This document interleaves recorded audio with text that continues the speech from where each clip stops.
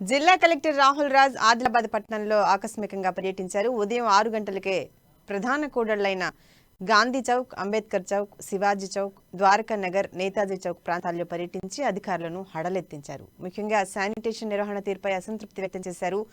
ఎక్కడ పడితే అక్కడ చెత్తా చెదారం పేరుకుపోయి దర్శనమివ్వడంతో సంబంధిత మున్సిపల్ అధికారులు సిబ్బందిపై మండిపడ్డారు.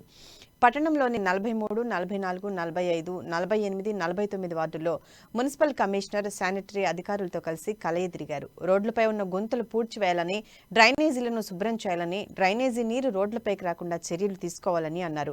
పట్టణంలోని కమర్షియల్ ఏరియాలో చెత్తను వేయటానికి డస్ట్బిన్లను ఏర్పాటు చేయడంతో పాటు వాటిని సక్రమంగా వినియోగించుకునే విధంగా దుకాణదారులకు అవగాహన కల్పించాలన్నారు. అకామిడేట్ చేద్దాము అని పాత్వే లాగా ఇచ్చేసి ఇప్పుడు కనెక్టెడ్ మార్కెట్ రోడ్ సార్ అది రోడ్